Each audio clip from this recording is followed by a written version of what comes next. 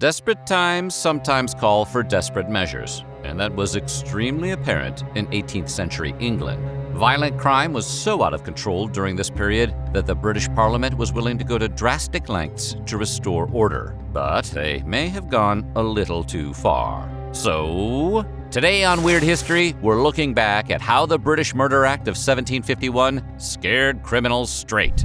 But before we get into all the crime and punishment, head down into the comments and let us know which piece of crime history you would like to hear about next. Okay, time to break the law, like Judas Priest.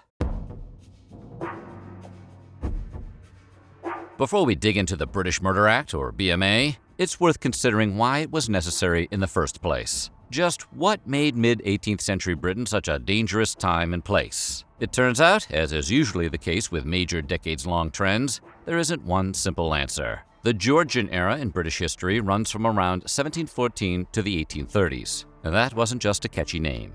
The period was so named because the country was ruled by 4 consecutive kings named George, like the chore rotation at George Foreman's house, followed by the brief tenure of William IV. It's a period in English history that's often associated with major contributions to the arts, political history, and architecture, and the name George. But it was also a moment of immense social and economic change. The Georgian period coincides with the early industrial and agricultural revolutions, which saw the general decline of smaller rural communities and the movement of large masses of people into big cities, as well as overseas to British colonies in North America and elsewhere. Hey, everyone was doing it. Moving a large, spread-out mass of people into a densely populated inner-city environment is going to lead to a rise in criminal activity, because there are so many more opportunities for crime. You don't have to walk 3 villages over to rob someone who doesn't know your last name and where you live if you have hundreds of neighbors. Work smarter, not harder.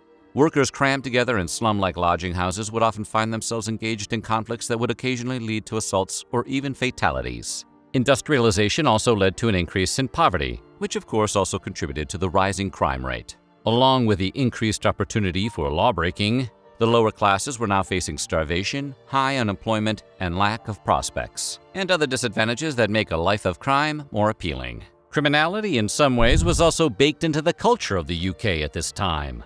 As in the Wild West of American history, in some cases, criminals and robbers were glamorized by the UK media for their brazen deeds, with so-called highwaymen in particular capturing the public's imagination. Just as in the Robin Hood stories of the medieval period, tales of bold outlaws stealing from the wealthy were published in pamphlets, books, and newspapers of the time. And some particularly brazen criminals gained a certain measure of celebrity. When professional thief Jack Sheppard was hanged in 1724, after making 4 daring prison escapes, 200,000 people attended the execution. That's almost twice the amount of people at any given day of Coachella. When infamous highwayman John Rann was released from prison in 1774, he was reportedly mobbed by a crowd of admirers, where he was presumably asked to do dance cameos in a number of TikTok videos.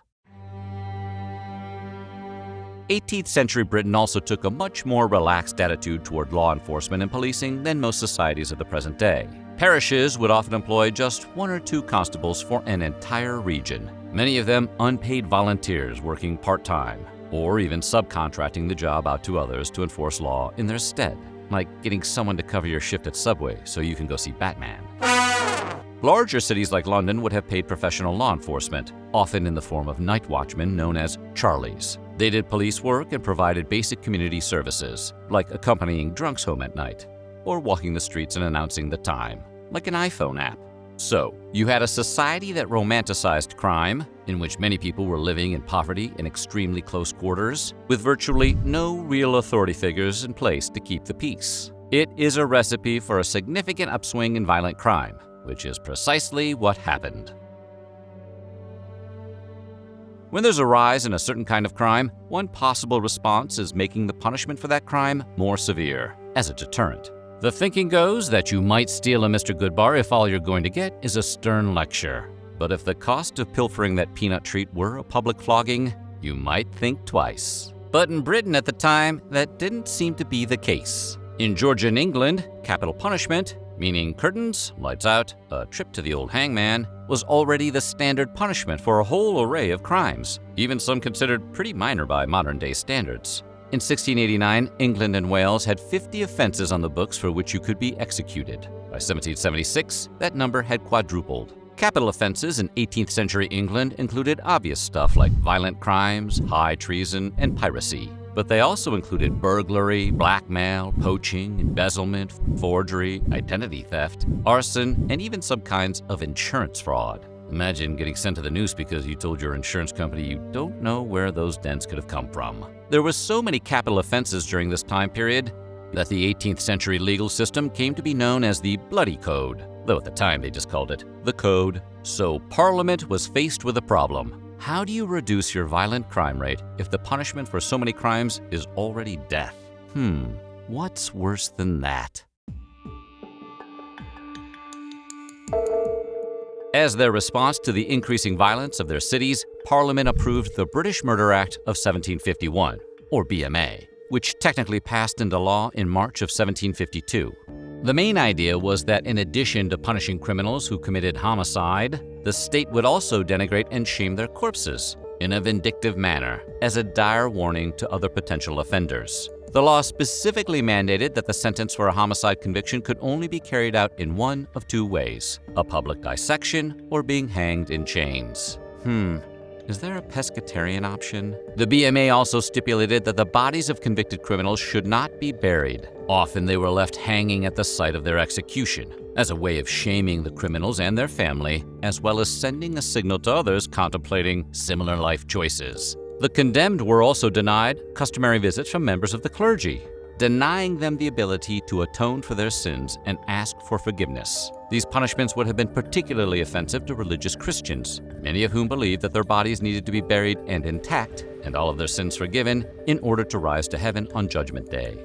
This sacred ground belief, coupled with a lack of cemeteries in cities to service a growing population, led to situations where people were often piled on top of one another within the same grave in order to accommodate everyone. When poet William Blake passed away in 1827, he was apparently buried at Bunhill Fields on top of 3 more corpses, with 4 more gravemates packed on top of him. Rumor has it that the St. Marbalin Parish is home to 100,000 deceased, all buried under 1 acre of soil. Let's hope those graves are pretty deep, or else that place must be a pain in the ass to mow. If you were a firm believer, the threat of missing an opportunity to ascend to the afterlife would have been far more terrifying than the gallows. But it didn't stop there. Additional provisions in the BMA were aimed at the family, friends, and loved ones of the convicted, rather than just the criminals themselves. Anyone attempting to help someone escape prison or execution were themselves guilty of a capital offense. It was also illegal to try and salvage a person's remains following their sentencing in an attempt to save their souls. Anyone caught trying to do so would be arrested and sent to a prison colony for 7 years.